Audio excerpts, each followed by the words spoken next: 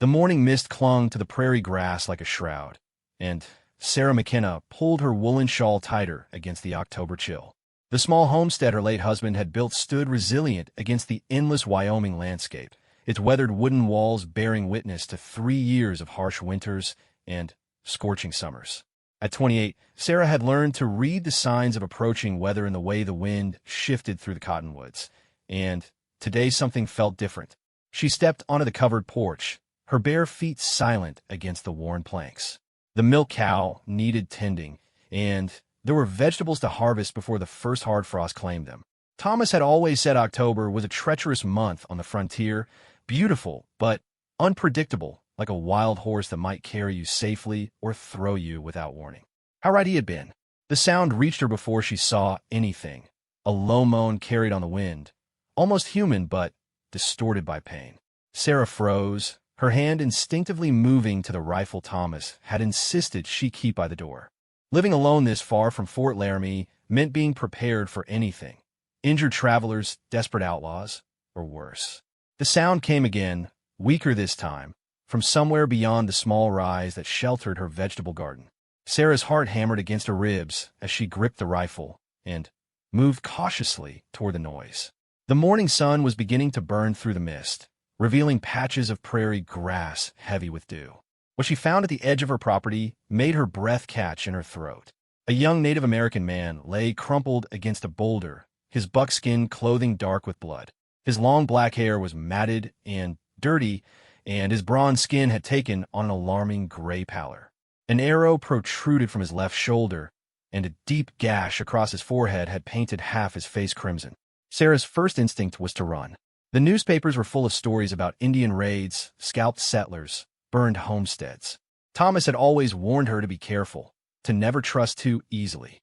But as she stood there, rifle raised, the wounded man's eyes fluttered open and fixed on hers. They were deep brown, like rich earth after rain, and filled not with menace, but with a quiet acceptance of whatever fate awaited him. He spoke a few words in his native language, his voice barely above a whisper. When she didn't respond, he switched to broken English. "Please, water." The effort of speaking seemed to drain what little strength he had left. Sarah found herself lowering the rifle. This was no fearsome warrior, but a young man, probably no older than herself, dying alone on the prairie. Her Christian upbringing warred with frontier caution, but compassion won. She couldn't simply walk away and let another human being die when she had the power to help. "Don't move," she said, though she doubted he had the strength to do so anyway. "I'll be back." She ran to the house, her mind racing. Water, clean cloth, something to stop the bleeding. Her medical supplies were limited to what any frontier woman might have. Laudanum for severe pain, carbolic acid for cleaning wounds, needle and thread for stitching. Thomas had taught her basic field medicine after a neighbor had been gored by a bull and nearly died waiting for the doctor from Fort Laramie. When she returned with her supplies, the man hadn't moved. His breathing was shallow and rapid, and she could see the arrow had gone deep into his shoulder. The head was probably lodged against bone, or worse. She knelt beside him, close enough to smell the wood smoke and sage that clung to his clothes. "This is going to hurt," she warned, dampening a cloth with water and beginning to clean the blood from his face. He flinched but made no sound, his jaw clenched tight against the pain. The head wound wasn't as bad as it looked. Scalp injuries always bled heavily, but the arrow was another matter entirely. As she worked, Sarah found herself studying his features. High cheekbones, a strong nose, full lips now pressed thin with pain. There was something noble about his bearing, even injured as he was.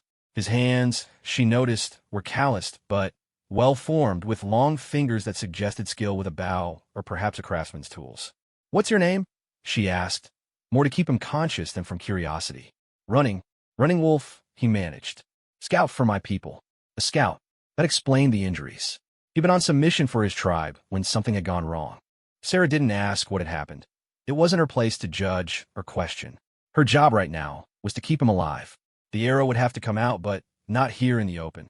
If she was going to do this properly, she'd need better light and a clean surface. "Can you walk if I help you?" Running Wolf's eyes met hers again, and she saw surprise there along with the pain. He had expected her to leave him to die, or perhaps finish the job herself. Instead, She was offering sanctuary. I think so, he said. Getting him to the house proved to be an ordeal that tested both their limits. Running Wolf was taller than she'd realized, probably 6 feet, and while he was lean, he was solid muscle. Each step sent fresh waves of pain through his wounded shoulder, and twice Sarah thought he might collapse entirely. But somehow they made it to her kitchen, where she helped him onto the sturdy oak table Thomas had built. The kitchen was Sarah's domain, the heart of her small home. Copper pots hung from hooks on the wall, and herbs dried in bundles from the ceiling beams. The morning sun streamed through the single window, providing the light she'd need for the delicate work ahead. "The arrow has to come out," she told him as she laid out her instruments on a clean towel. "I've done this before, but not often. Do you understand?" Running Wolf nodded, his eyes never leaving her face. "You are not afraid?" It was a good question. She should be terrified. Here she was, alone with a Sioux warrior in her kitchen, about to perform surgery with nothing but frontier supplies and determination. If anyone from the nearest settlement knew what she was doing, they'd think she'd lost her mind. "Yes," she admitted, "I'm afraid. But that doesn't matter right now." She gave him a leather strap to bite down on and began her work. The arrow had to be pushed through rather than pulled back. The barbed head would do too much damage if drawn against a grain. Running Wolf's muscles tensed as she examined the entry wound, calculating angles and depth. "On 3, she warned. 1. She pushed hard on 2 instead of 3, knowing that anticipation often made things worse. Running Wolf's back arched off the table, and a muffled scream escaped around the leather strap, but the arrow broke through the skin on the far side of his shoulder. Blood flowed freely as she pulled the shaft the rest of the way through. The worst was over, but infection was now the enemy. Sarah cleaned the wounds thoroughly with carbolic acid, ignoring Running Wolf's sharp intakes of breath. She'd seen too many men die from gangrene to be gentle when cleanliness was at stake. As she worked, stitching the entry and exit wounds with careful precision, Running Wolf's breathing gradually steadied. The immediate danger was past, but he lost a significant amount of blood and would need time to recover. "You'll have to stay here for a few days," she told him as she bandaged his shoulder. "Maybe longer, depending on how you heal." He studied her with those intelligent brown eyes. "Why? Why help me?" Sarah paused in her work. It was a fair question, and she owed him an honest answer. "Because you needed help, and I could give it. That's what decent people do for each other. Your people and my people, we're not always friends." That was certainly true. The newspapers were full of accounts from both sides: settlers killed in raids, Native Americans driven from ancestral lands, broken treaties, and mutual distrust. But here in her kitchen, with this wounded young man looking at her with something approaching wonder, those larger conflicts seemed distant and abstract. "Maybe that's the problem," she said quietly. "Too much your people and my people, not enough just people." Running Wolf was quiet for a long moment. When he spoke again, his voice was stronger. "You are not like other whites I have known. Maybe you haven't known the right whites." She helped him to the small bedroom off the kitchen that had once been meant for children she and Thomas never had. The bed was narrow but comfortable, with a thick quilt her mother had made years ago. Running Wolf sank onto it gratefully, exhaustion finally claiming him as the immediate pain subsided. "Rest," Sarah told him. "I'll bring you some broth when you wake up." But as she turned to leave, his hand caught her wrist gently. His grip was weak but warm. "Sarah," he said, and she realized she must have mentioned her name while tending his wounds. "Thank you." She nodded, suddenly aware of how intimate this moment felt. Here was a man from a completely different world, trusting her with his life, and she had no idea what that meant or where it might lead. As she closed the door softly behind her, Sarah leaned against the kitchen wall and tried to process what she'd just done. In a single morning, she'd gone from tending her garden to harboring a Sioux scout in her home. The smart thing would be to ride to Fort Laramie and report what had happened. Let the soldiers deal with the situation. But when she thought of Running Wolf's eyes, the quiet dignity with which he'd borne his pain, the way he'd looked at her when she'd chosen to help rather than harm, she knew she couldn't betray that trust. Whatever came next, she was committed to seeing this through. Outside, the morning mist was finally burning away, revealing a day of startling blue skies and golden prairie grass. It was going to be beautiful, the kind of day that reminded her why she and Thomas had chosen this hard country despite its dangers. But beauty and danger often went hand in hand on the frontier, and Sarah had a feeling her quiet life was about to become much more complicated. She spent the rest of the morning going through the motions of her normal routine, milking the cow, feeding the chickens, harvesting the last of the squash and pumpkins. But her mind kept wandering to the man sleeping in her spare room. What would happen when he was strong enough to leave? Would he simply vanish back into the prairie as suddenly as he'd appeared? Would his people come looking for him? The questions multiplied the more she thought about them. But one thing was certain. She'd crossed a line today that couldn't be uncrossed. For better or worse, her fate was now tangled with that of Running Wolf. And only time would reveal where that path might lead. As the sun climbed higher and the day grew warm, Sarah found herself checking on her patient every hour or so. Each time, he was sleeping deeply, his breathing steady and strong. The color was returning to his skin, and when she touched his forehead, there was no sign of fever. His body was doing what it was supposed to do, healing itself with the resilience of youth and natural strength. By afternoon, she had convinced herself that everything might work out well. He would recover, leave quietly, and life would return to normal. It was a comforting thought, one she held on to as she went about her daily chores. But as the sun began to sink toward the western horizon, painting the sky in shades of rose and gold, Sarah heard something that made her blood run cold. In the distance, carried on the evening wind, came the sound she had been unconsciously dreading all day, the rhythmic drumming of many horses' hooves against the prairie earth. Riders were coming, and they were coming fast. Sarah's hands trembled as she gripped the window frame, watching the dust cloud grow larger on the horizon. The thundering hoofbeats grew louder with each passing moment, and her mind raced through impossible choices. Should she wake Running Wolf? Hide him? Pretend she'd never seen him? Every option seemed to lead to disaster. The riders crested the small hill beyond her property line, and Sarah's heart nearly stopped. They weren't soldiers from Fort Laramie, as she'd hoped, nor were they white settlers. 7 Sioux warriors on painted ponies rode toward her homestead with the fluid grace of men born to the saddle. Even at a distance, she could see the war paint on their faces and the weapons at their sides. Behind her, she heard the creak of the bedroom door. Running Wolf appeared in the kitchen doorway, moving slowly but under his own power. His face was pale but alert, and his eyes immediately found the approaching riders through the window. "My brothers," he said simply, his voice carrying a mixture of relief and concern. "They have come looking for me." Sarah spun to face him. "What do I do? What should I tell them?" Running Wolf studied her face for a long moment, as if measuring something important. "Tell them the truth. That you saved my life. They won't understand. A white woman helping a Sioux warrior? They'll think I'm lying, or that I had some ulterior motive." "No," Running Wolf said, moving closer to the window, despite the obvious pain it caused him. "They will understand. My people value honor above all else. What you did, it was honorable." The riders were close enough now that Sarah could make out individual features.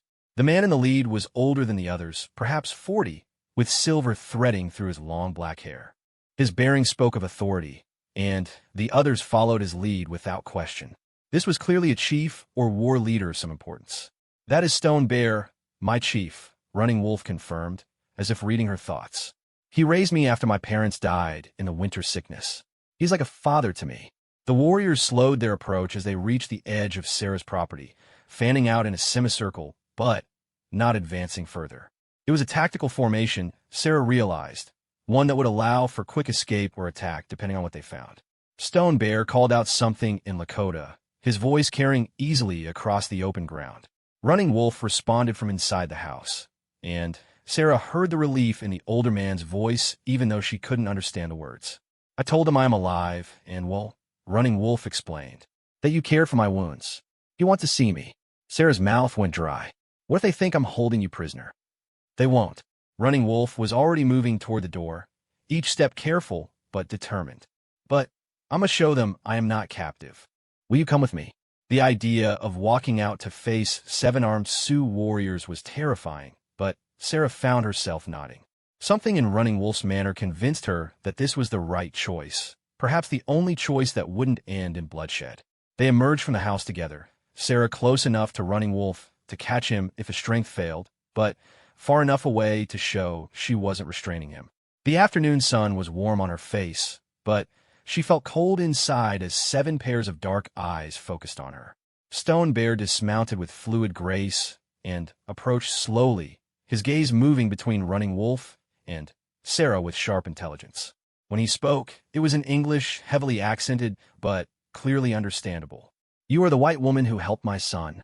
Sarah found her voice, though it came out smaller than she'd intended. "Yes, he was badly hurt. I couldn't just leave him to die." The chief studied her face for what felt like hours, but was probably only seconds. Then his eyes moved to Running Wolf, taking in the fresh bandages and the way he favored his wounded shoulder. "Tell me what happened," Stone Bear said, still speaking English for Sarah's benefit. Running Wolf straightened as much as his injuries would allow and began to speak. Sarah couldn't follow all of it. He switched between English and Lakota, sometimes mid-sentence, but she caught enough to understand the basic story.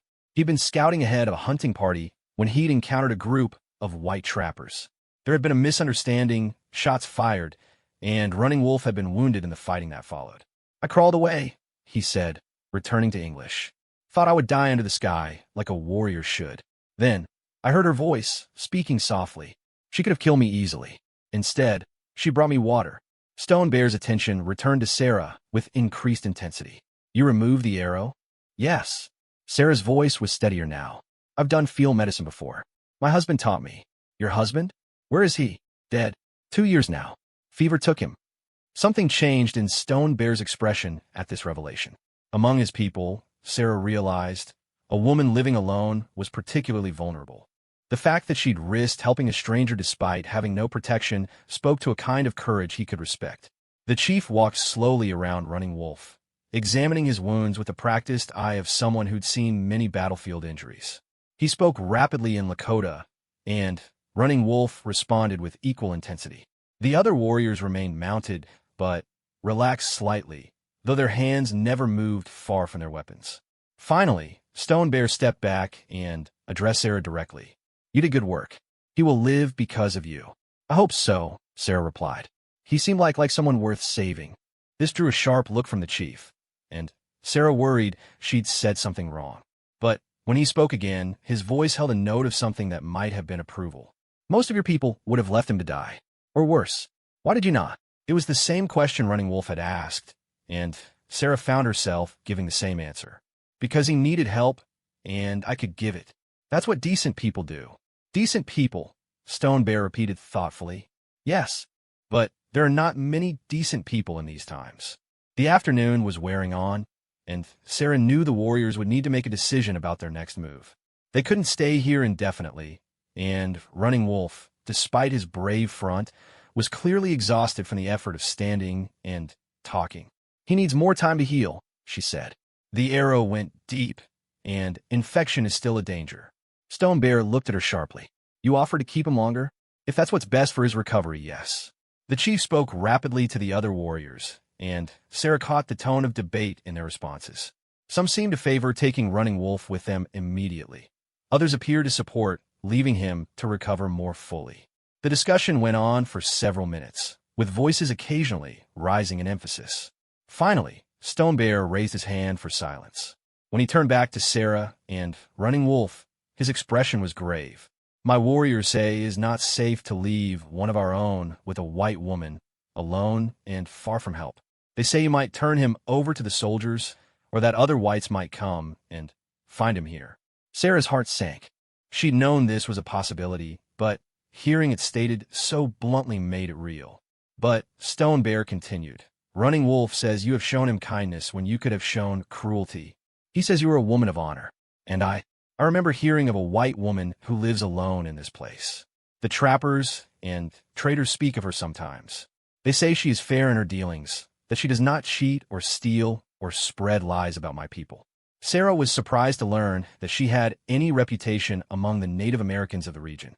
She'd always tried to treat everyone fairly in her occasional dealings with trappers and traveling merchants, but she hadn't realized word of that had spread. "I have decided," Stone Bear announced. "Running Wolf will stay here until he is strong enough to travel safely." But he paused, his dark eyes fixing on Sarah with unmistakable intensity. "You have shown great kindness to one who is precious to me. Among my people, Such kindness creates bonds that cannot be broken. You have earned the protection of Stone Bear and all his warriors." The chief stepped forward and placed his right hand over his heart, then extended it towards Sarah in a gesture that was clearly ceremonial. "I make this pledge before the spirits of earth and sky. Sarah McKenna, you are now under the protection of the Oglala Sioux. Any who harm you will answer to us. Any who threaten you will face our wrath.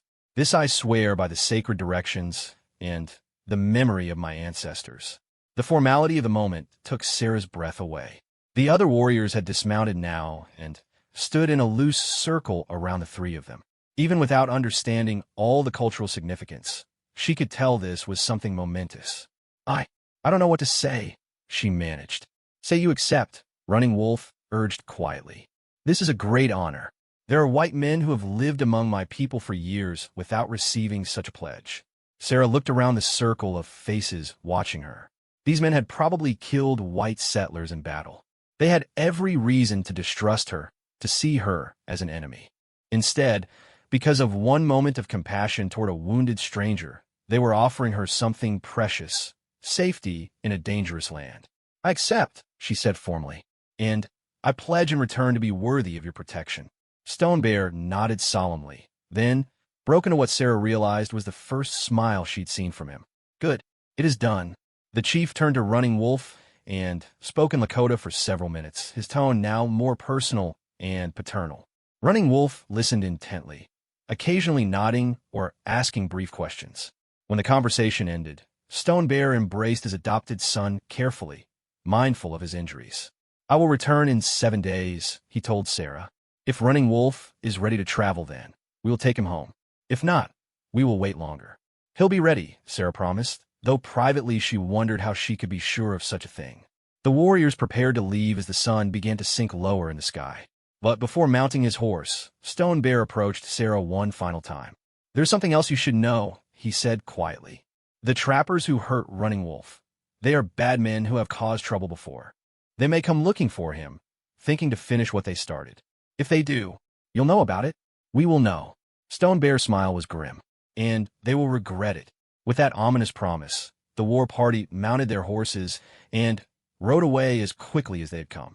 Sarah and Running Wolf watched until the dust cloud disappeared over the horizon, leaving them alone once again in the gathering dusk. "That was intense," Sarah said finally. Running Wolf nodded, swaying slightly on his feet. The excitement and effort of the encounter had drained his limited reserves. "You should rest," Sarah continued, moving to support his good arm. "You've done enough for one day." As they made their way back to the house, Running Wolf spoke softly.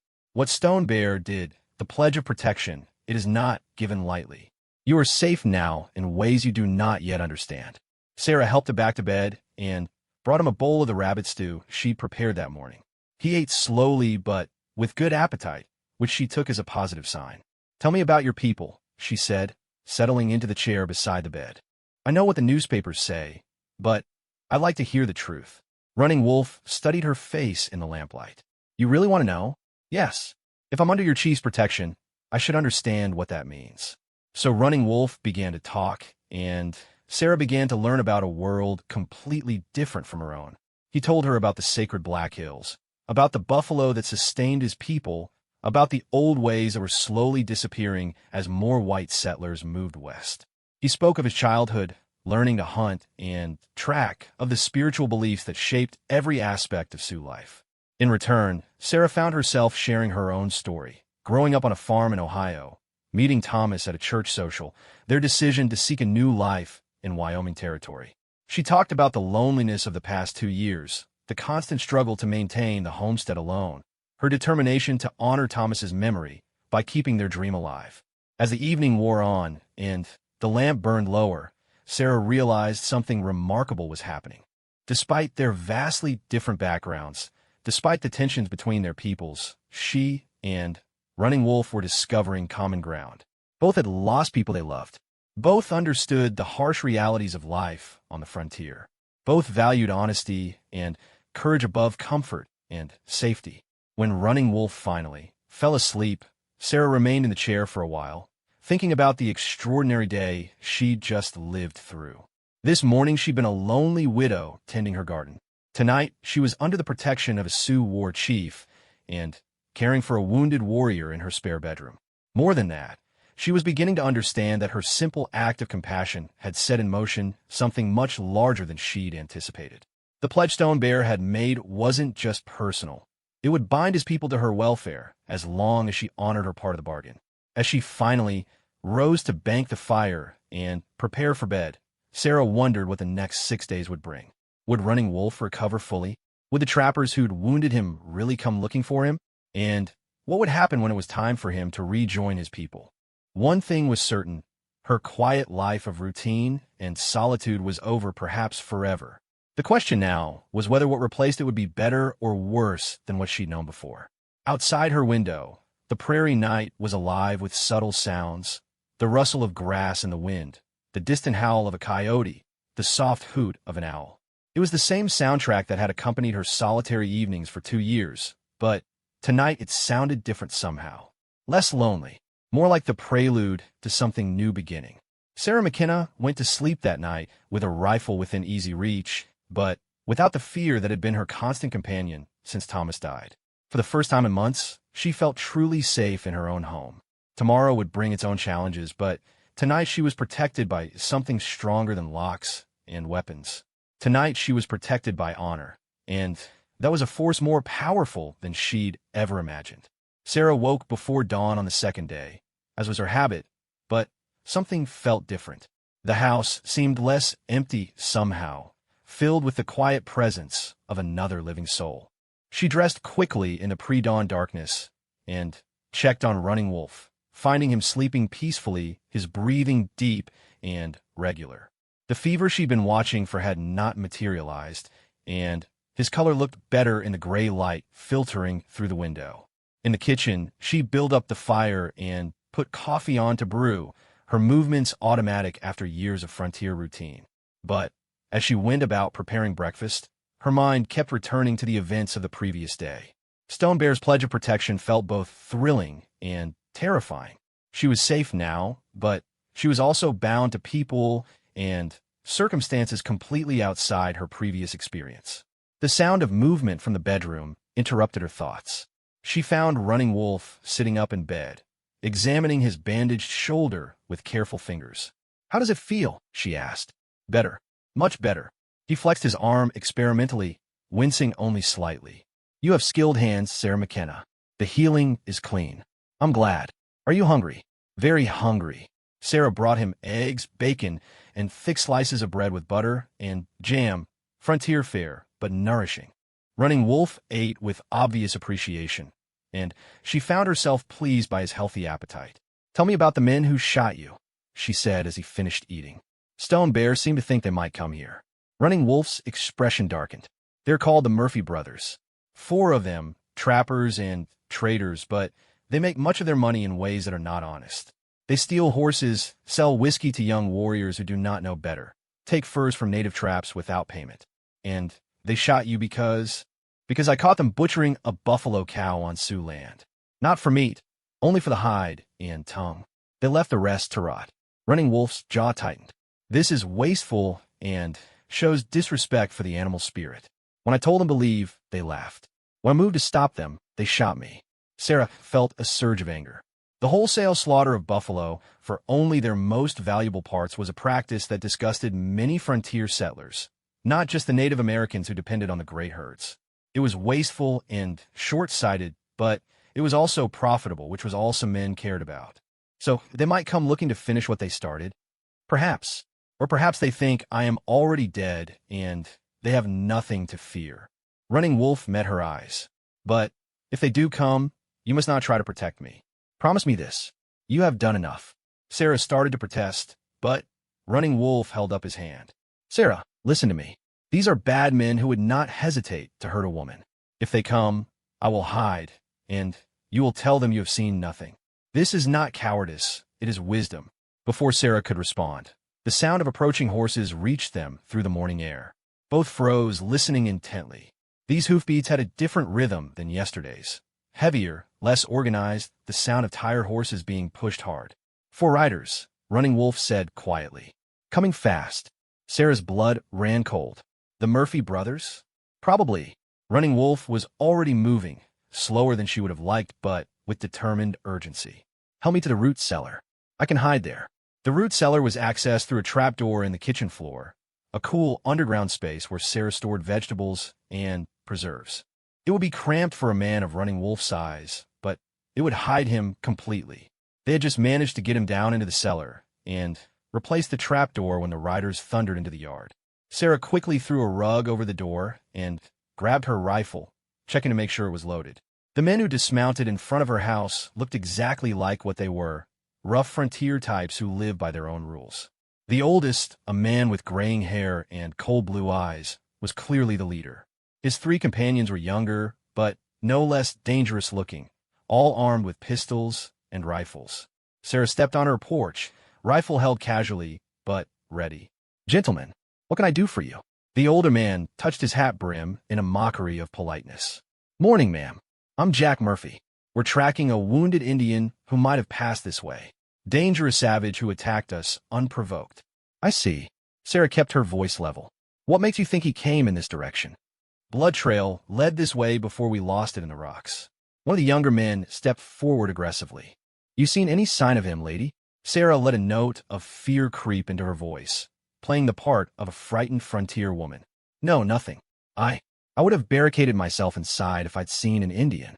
Jack Murphy's eyes narrowed as he studied her face and demeanor. "Mind if we look around? Just to be safe, you understand." "Of course not," Sarah replied, though her heart was hammering. "Please, search wherever you like. I'll feel safer knowing you've checked thoroughly."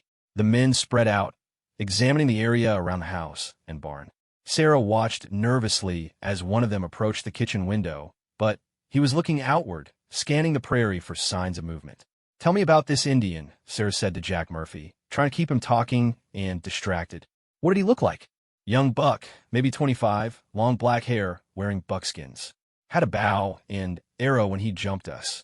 Murphy's version of events bore little resemblance to what Running Wolf had told her. "Shot my brother Pete in the leg before we could defend ourselves." Sarah glanced at the man who was presumably Pete and saw no sign of any injury. The lie was so casual, so practiced, that she realized these men had probably used similar stories many times to justify their actions. "That's terrible," she said with manufactured sympathy. "You poor men. No wonder you're so determined to find him." One of the Murphy brothers returned from searching the barn. "Nothing there, Jack. No sign anyone's been around." "Check inside the house," Murphy ordered. Sarah's mouth went dry, but she maintained her cooperative facade. "Certainly. Please go ahead." The men tramped through her small home with muddy boots and little regard for her belongings. They looked under the bed where Running Wolf had slept, opened closets and cupboards, even checked behind the curtains. But none of them thought to look under the kitchen rug that covered the trapdoor to the root cellar. "Satisfied?" Sarah asked when they emerged empty-handed. "For now," Jack Murphy said. "But if you see any sign of that Indian, you send word to Fort Laramie immediately. Don't try to handle it yourself. He's dangerous."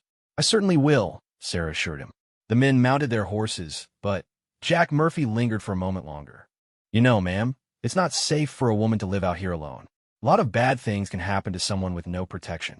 There was something in his tone that made Sarah's skin crawl. It wasn't concern for her welfare. It was a veiled threat. "I manage well enough," she replied evenly. "I'm sure you do. But if you ever need assistance with anything, you just let us know. We're usually somewhere in the territory." With that ominous offer, Murphy spurred his horse and led his brothers away. Sarah watched until they disappeared over the horizon before rushing back inside to let Running Wolf out of the root cellar. He emerged stiffly, his shoulder clearly paining him after the cramped hiding spot. "Are they gone?" "Yes, but they might be back.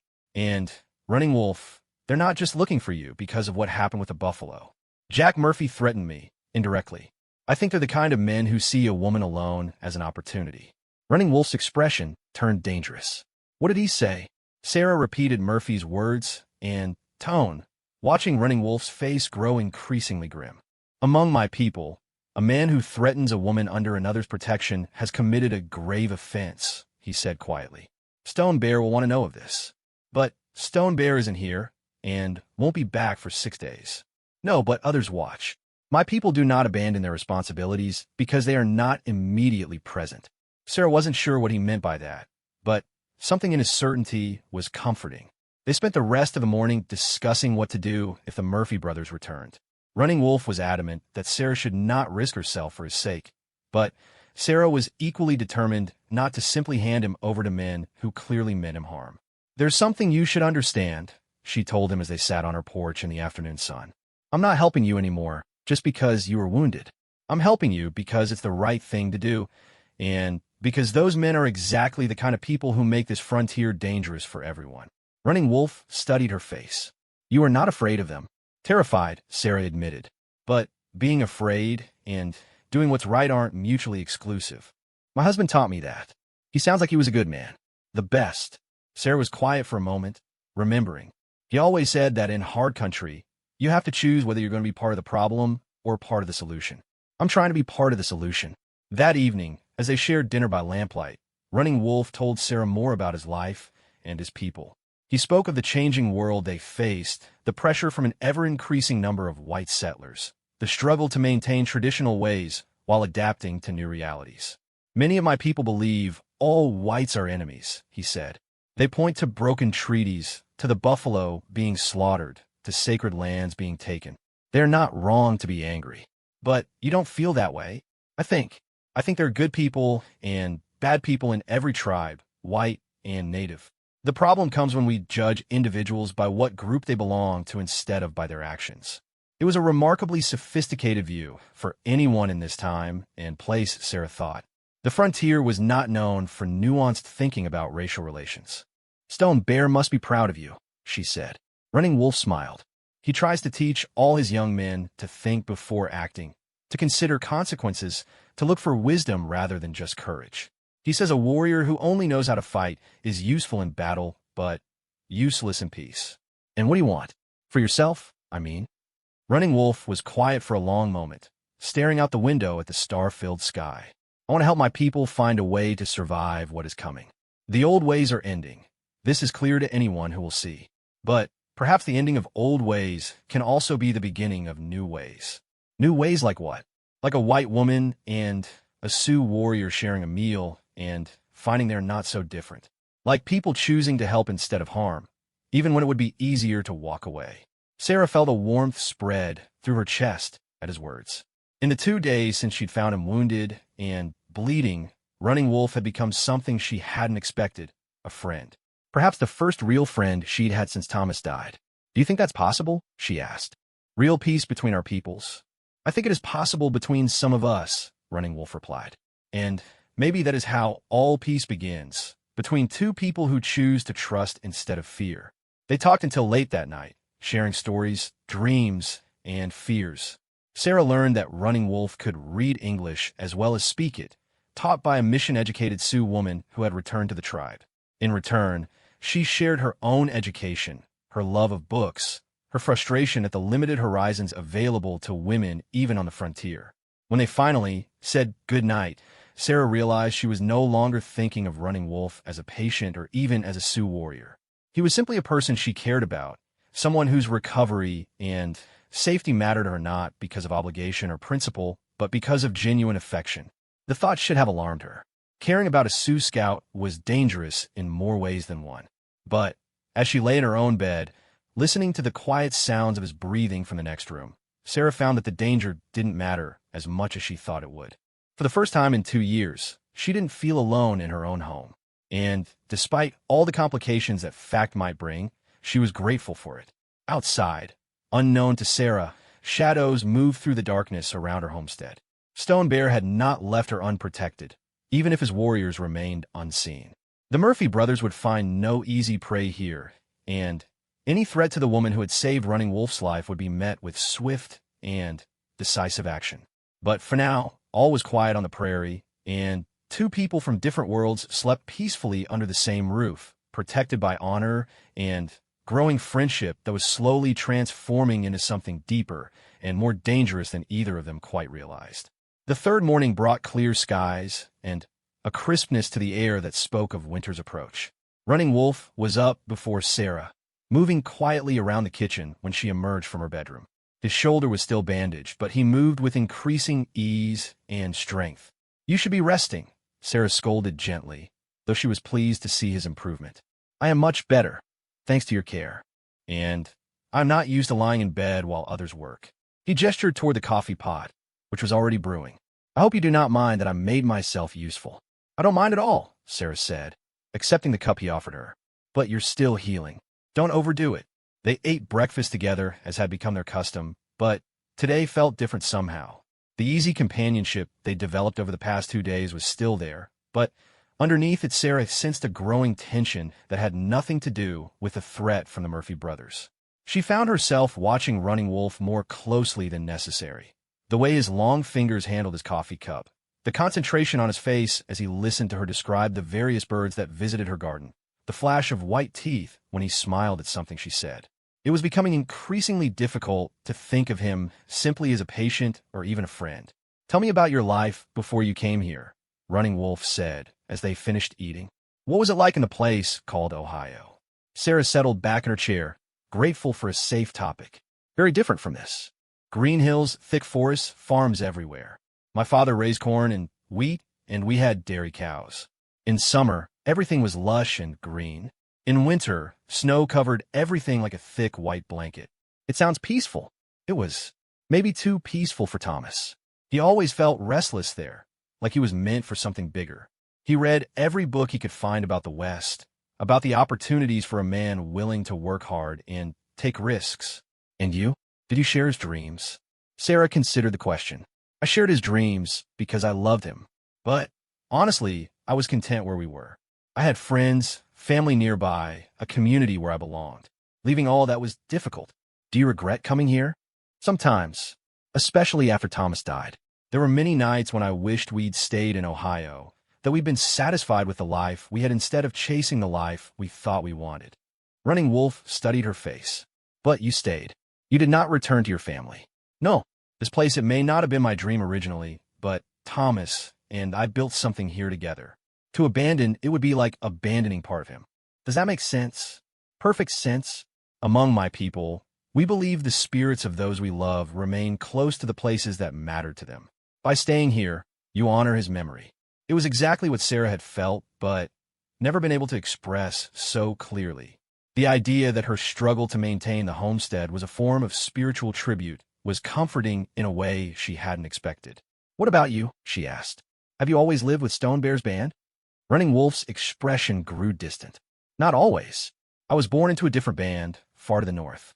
When I was 10 years old, the winter sickness came, what you call influenza. Many died, including my parents and younger sister. Those who survived were too few to maintain the band, so we scattered to join relatives and other groups. That must have been terrible for a child.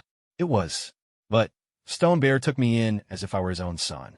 He taught me to hunt, to track, to read the signs of weather and season.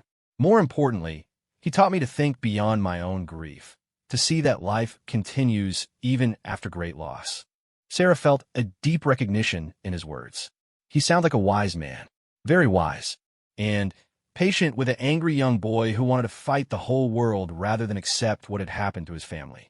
They were interrupted by the sound of a single horse approaching at a measured pace. Both tensed, but this was not the hurried gallop of the Murphy brothers. Through the window, Sarah could see a lone rider on a painted pony, moving with the easy confidence of someone who belonged on the prairie. One of Stone Bear's warriors, Running Wolf confirmed, recognizing the horse and rider. His name is Swift Arrow. He was my closest friend growing up.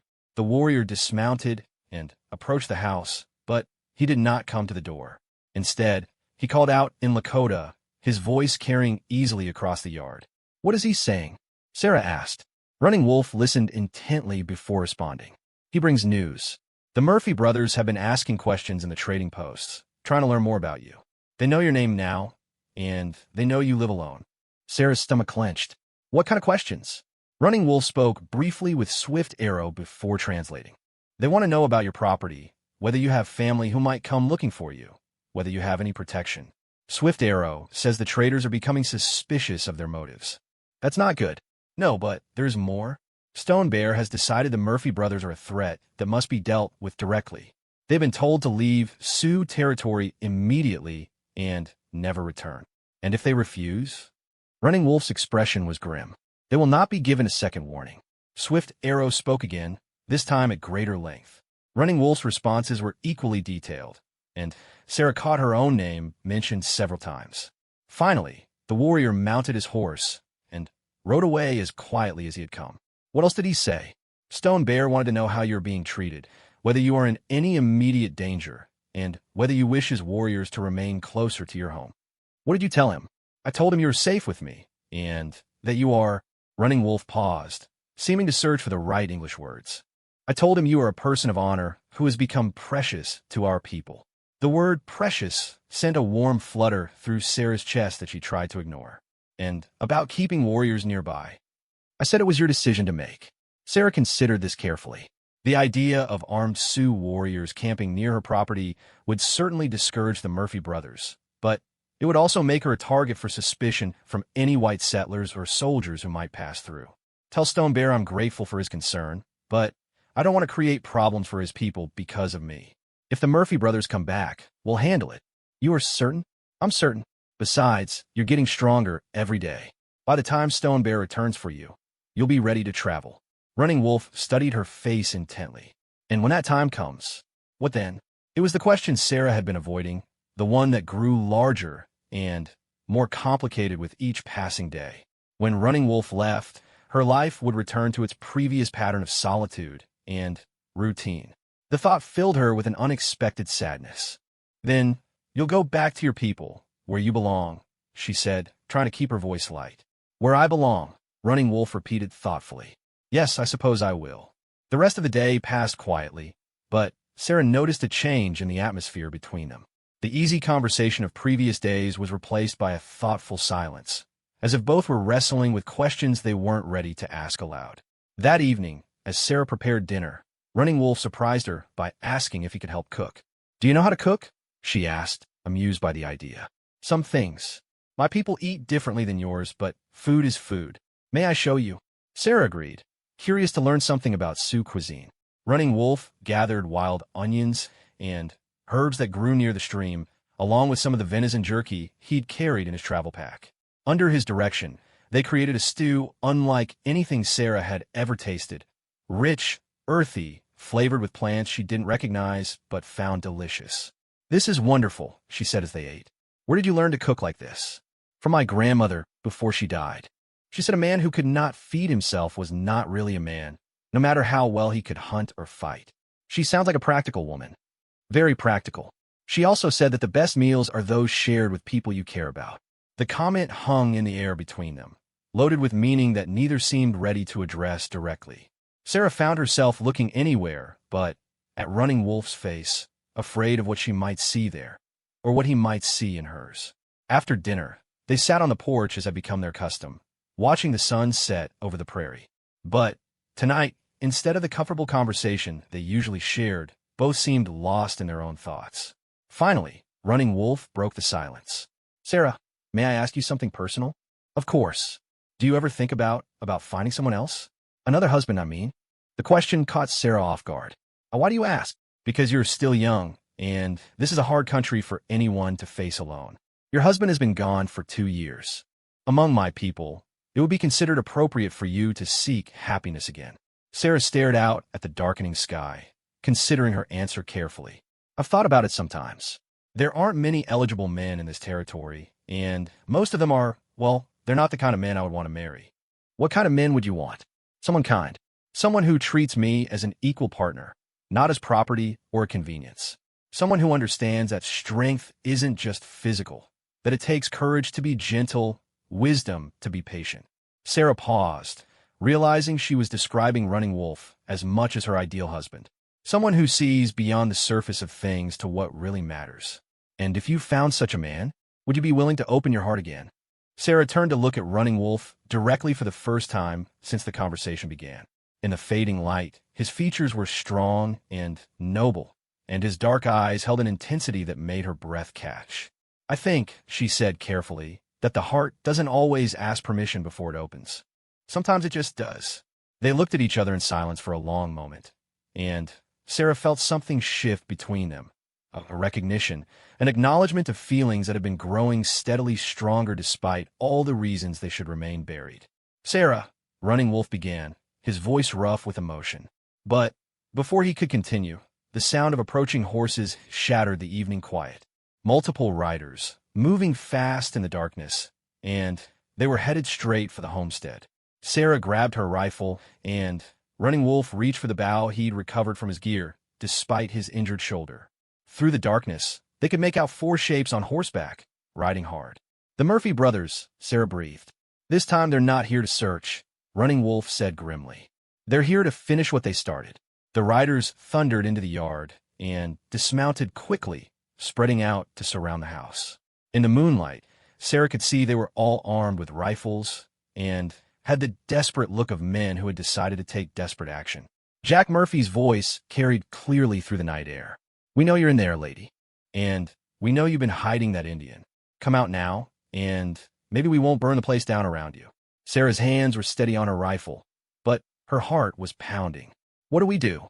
Running Wolf checked his bow and the handful of arrows he had left. "We survive. Together." "Sarah McKenna." Murphy called again. "You've got 1 minute to send that savage out, or we're coming in after him." Sarah looked at Running Wolf, seeing her own determination reflected in his eyes. Whatever happened next, they would face it side by side. "I'm not sending anyone anywhere," she called back, her voice carrying clearly across the yard. "This is my property, and you're trespassing. Leave now, or face the consequences." Murphy's laugh was harsh and ugly. "Consequences? Lady, you're about to learn what consequences really look like." The attack began with a rifle shot that splintered the wooden siding near the front door. Sarah and Running Wolf dove for cover as more shots followed, the Murphy brothers firing from multiple positions around the house. "The back door," Running Wolf whispered urgently. "We can't defend the house from inside. Too many windows, too many angles of attack. We need to get outside and use the darkness." Sarah nodded, understanding immediately. Her house was built for shelter, not defense. In a siege, the Murphy brothers could simply wait for daylight and then pick them off at their leisure. They crept through the kitchen to the back door, where Running Wolf paused to listen carefully. 2 of them are still in front, shooting at the windows. The other 2 are probably moving around to flank us. The barn. No, too obvious. But there's good cover among those rocks by the creek. If we can reach them. Another volley of shots hammered the front of the house, and Sarah heard glass breaking as her kitchen window shattered. These men weren't just trying to capture them. They were trying to kill them both. "Ready?" Running Wolf asked, his hand on the door latch. Sarah took a deep breath and gripped her rifle. "Ready." They slipped out into the night, moving as silently as possible toward the creek. Behind them, the Murphy brothers continued their assault on the empty house, not yet realizing their prey had escaped. But they wouldn't have long before the attackers figured out what had happened. When that moment came, Sarah and Running Wolf would have to be ready to fight for their lives against 4 desperate men who had already shown they would stop at nothing to achieve their goals. The battle for Sarah's homestead, and perhaps for much more than that, was just beginning. The rocks by the creek provided good cover, but Sarah knew their advantage was temporary. The Murphy brothers would soon realize the house was empty and begin searching the surrounding area. She and Running Wolf crouched behind a large boulder, listening to the continued gunfire that was slowly destroying her home. "They're getting angry," Running Wolf whispered, noting the increased tempo of the shooting. "When they discover we're not inside, they'll spread out and hunt us down," Sarah finished. "How many arrows do you have left?" 8. "You." Sarah checked her rifle and the ammunition she'd managed to grab. 20 rounds, maybe 25. It wasn't much against 4 armed men, but it would have to be enough. Running Wolf tested his injured shoulder carefully, wincing, but nodding with satisfaction. "I can draw the bow," he said. Not at full strength, but well enough for close range. The gunfire stopped abruptly, and Sarah felt her stomach clench. In the sudden silence, they could hear the Murphy brothers calling to each other. "They're not shooting back, Jack. Must be hiding inside somewhere. Or they got away. Check the house. Pete and Tom, you watch the back in case they try to run." Sarah and Running Wolf exchanged glances. The brothers were splitting up, which could work in their favor if they were careful. For men together were formidable. 2 pairs of men could be handled more easily. "Take the 2 who go to watch the back," Running Wolf suggested quietly. "I'll handle the ones who enter the house." Sarah started to protest. His injury made it dangerous for him to face 2 opponents, but The sound of approaching footsteps cut her off. Two of the Murphy brothers were moving toward the back of the house, their boots crunching on the dry grass. Sarah sighted down her rifle, waiting for them to come within range. The moonlight was bright enough to see by, but shadows created confusing patterns that made it difficult to be certain of her targets. The first man appeared around the corner of the house, rifle held ready. Sarah recognized him as the youngest Murphy brother, the one who'd been most eager for violence during their first visit. He was scanning the area systematically, clearly experienced in this kind of hunting. The second man emerged a moment later, Pete Murphy, the one Jack had claimed was wounded by Running Wolf's arrow. Sarah could see no sign of any injury, confirming her suspicion that their story had been fabricated from the beginning. Anything? Pete called softly to his younger brother. Nothing yet, but they're out here somewhere. Sarah drew a careful bead on the younger Murphy, who was closest to their hiding spot. She'd never shot a man before, and the thought of actually killing someone made her hands tremble slightly. But these men had come here to murder her and Running Wolf, and she couldn't afford the luxury of moral squeamishness. The crash of breaking glass from the front of the house indicated that Jack and the fourth brother had found the front door locked and decided to break in through a window. Sarah heard Running Wolf shift position beside her, preparing to circle around and catch them inside. Wait, she breathed. Let them get settled inside first. The younger Murphy was moving closer to their position, his rifle sweeping back and forth as he searched. In a few more steps, he would be close enough for an easy shot, but he would also be close enough to spot them. Sarah made her decision. She rose smoothly from behind the boulder, rifle raised, and spoke clearly. Drop your weapons. Both Murphy brothers spun toward her voice, raising their rifles, but Sarah had the advantage of surprise and preparation. She fired once, catching the younger man in the chest. He fell backward with a cry of pain and shock. Pete Murphy got off a wild shot that chipped rock near Sarah's head before Running Wolf's arrow took him in the shoulder, spinning him around and sending his rifle flying. Sarah's second shot finished what the arrow had started. From inside the house came shouts of alarm and the sound of heavy boots on wooden floors. Jack Murphy and his remaining brother had heard the shooting and would be coming fast. This way, Running Wolf urged, leading Sarah away from the creek toward the barn. We need better cover. They reached the barn just as Jack Murphy appeared at the back door of the house, rifle in hand. He saw the bodies of his brothers and let out a roar of rage and grief that echoed across the prairie. You killed my boys. I'm going to skin you alive for this. The fourth Murphy brother emerged behind Jack, and Sarah could see him scanning the area for signs of where she and Running Wolf had gone. These two were older and more cautious than their fallen brothers, and they would be much more dangerous. The loft, Running Wolf suggested, pointing to the ladder that led to the barn's upper level. High ground, good field of fire, only one way up.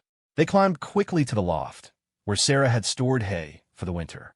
Bales provided excellent cover, and the loft's single window gave them a clear view of the approaches to the barn. Below them, they could hear the Murphy brothers approaching cautiously. Unlike their younger brothers, these two weren't making the mistake of rushing into the attack. We know you're in there, Jack Murphy called. There's only one way this ends, lady. Send out the Indian, and maybe I'll let you live. Go to hell, Sarah called back, surprising herself with her vehemence. Murphy's response was another volley of rifle fire, this time aimed at the barn. Bullets thudded into the wooden walls, but the thick planks Thomas had used in construction held firm. They're trying to pin us down while one of them circles around, Running Wolf observed. Classic tactics. Can you see the one who's moving? Running Wolf peered carefully through the loft window. There by the chicken coop. He's trying to reach the side of the barn where he can't be seen from up here. Sarah joined him at the window, rifle ready. I see him. The shot was a difficult one. Long range, poor light, a moving target who was using available cover effectively. But Sarah had hunted deer in these conditions, and a man was a larger target than a deer. She took her time, leading the target slightly, and squeezed the trigger. The Murphy brother stumbled and fell clutching his leg. Not a killing shot, but enough to take him out of the fight. Nice shooting, Running Wolf said with genuine admiration. But their success was short-lived. Jack Murphy had used his brother's flanking maneuver as a distraction, and he was now much closer to the barn than either of them had realized. The ladder to the loft creaked ominously as someone began to climb. Running Wolf moved to the top of the ladder, bow drawn. Stay at the window. Watch for the wounded one. Sarah could hear Murphy climbing steadily, and she knew this was the most dangerous moment yet. In the confined space at the top of the ladder, Running Wolf's bow would have limited effectiveness, while Murphy's rifle would be devastating at close range. The top of Jack Murphy's head appeared above the loft floor, followed by his rifle barrel. Running Wolf waited until he could see the man's eyes, then released his arrow from point-blank range. Murphy fell backward with a scream, but his rifle discharged as he tumbled down the ladder. The bullet went wild, but it ricocheted off metal tools hanging on the barn wall and grazed Running Wolf's already injured shoulder. Running Wolf staggered, but maintained his footing. "How bad?" Sarah asked anxiously. "Just reopen the wound. I'll live." From outside came the voice of the last Murphy brother, the one Sarah had wounded. "Jack! Jack, answer me!" There was no response from below, and after a moment they heard the man calling again, this time with increasing desperation. "Jack's dead, ain't he? You killed him too." Sarah looked down through the loft opening and confirmed that Jack Murphy had not survived his fall with an arrow in his throat. For men had come to her homestead with murder in their hearts, and now all four were dead or dying. "It's over," she called to the last surviving attacker. "Your brothers are gone. Ride away now, and we'll let you live." "Like hell," came the angry response. "You think you've won? There are others who will come looking for us. Others who know about this place. You haven't won nothing." More rifle shots peppered the barn, but they were wild and desperate now.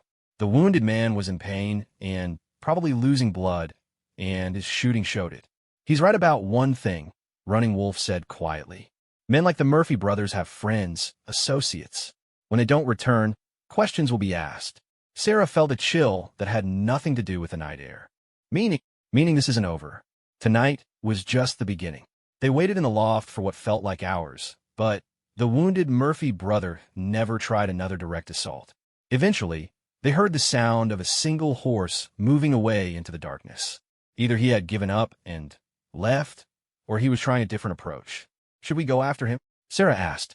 "No, tracking a wounded man in darkness is too dangerous, and he might be hoping we'll try exactly that. We wait for dawn." So they waited, taking turns keeping watch while the other rested. Running Wolf's wound had indeed reopened, and Sarah used strips torn from her petticoat to create fresh bandages. In the lamplight, she could see he was pale from blood loss, but he insisted he was fine. "You saved my life again tonight," he told her as she worked on his shoulder. "We saved each other's lives," Sarah corrected. "I couldn't have handled for men alone." "You are a remarkable woman, Sarah McKenna. I have never known anyone, man or woman, with your combination of courage and compassion." Sarah felt heat rise in her cheeks. "I'm not remarkable. I'm just trying to survive. You could have turned me over to them. It would have been safer for you." "No," Sarah said firmly. "It wouldn't have been safer. Men like that, they don't honor bargains or show mercy. They would have killed us both regardless." Running Wolf caught her hand as she finished bandaging his shoulder. "There is something I must tell you. Something I should have said days ago." Sarah's heart began to beat faster. "What?" "When I go back to my people, when Stone Bear comes for me, I did not want to leave you." The words hung in the air between them, heavy with implication and impossibility. Sarah felt her throat tighten with emotion. "Running Wolf, I know it is complicated. I know there are problems that have no easy solutions. But I need you to know that these days with you have been the happiest of my life. You have shown me kindness when you had no reason to, courage when it would have been easier to be afraid, and wisdom that puts older men to shame." Sarah looked into his dark eyes and saw her own conflicted feelings reflected there. "And I need you to know that caring for you, getting to know you, has made me feel alive again in ways I thought were gone forever." "Then, why do we speak as if this must end?" "Because it must end," Sarah said softly. "You have responsibilities to your people, and I have a life here. And even if we wanted to overcome all the practical obstacles, the world we live in wouldn't accept what we feel for each other." "The world changes," Running Wolf said. "People like us can help it change." Before Sarah could respond, the sound of approaching horses reached them through the pre-dawn quiet. But these hoofbeats had a different rhythm than any they'd heard before. Many horses, moving in formation, disciplined and purposeful. Through the loft window, they could see riders emerging from the gray morning mist. Not the remaining Murphy brother returning with reinforcements, but a full war party of Sioux warriors led by Stone Bear himself. How did they know? Sarah asked. Running Wolf smiled. I told you, my people do not abandon their responsibilities. Swift Arrow was watching from a distance. When the shooting started, he rode to bring help. Stone Bear and his warriors surveyed the scene quickly and efficiently. They found the bodies of the Murphy brothers, examined the damage to Sarah's house, and assessed the situation with the practiced eyes of men experienced in violence. When Stone Bear climbed to the barn loft, his expression was grim, but not surprised. You are both unharmed? He asked in English.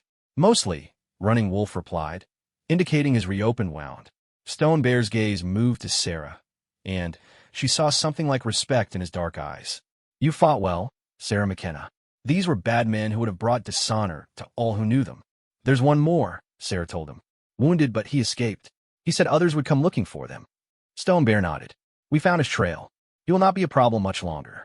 As for others who might come seeking revenge, the chief's expression grew cold. Let them come. They will find only death waiting for them here. Stone Bear, Running Wolf began, I must speak with you about something important. I know what you would say, my son. I have eyes to see, and what I see does not displease me. Sarah looked between the two men, confused. Running Wolf's face showed surprise, and something that might have been hope. You know, Running Wolf asked, I know that the woman who saved your life has also claimed your heart, and I know that she looks at you the same way you look at her. The question is, what will you both do about it? Sarah felt her cheeks burning. Chief Stone Bear, I assure you that nothing improper has. Stone Bear held up his hand with a slight smile. You speak of propriety, but I speak of the heart. The heart recognizes no boundaries of tribe or color. It knows only truth. But the difficulties, Sarah began, are real, Stone Bear agreed, but not impossible to overcome for those with sufficient courage.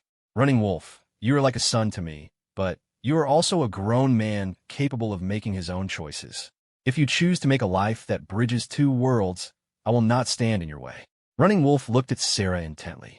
And if I asked you to share that life with me, to be my wife in the way of both our peoples? Sarah's breath caught in her throat. The proposal was everything she'd wanted and everything she'd feared to hope for.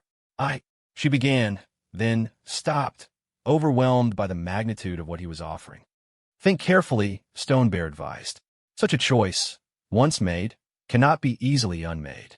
There will be those among both peoples who will not understand or accept your union.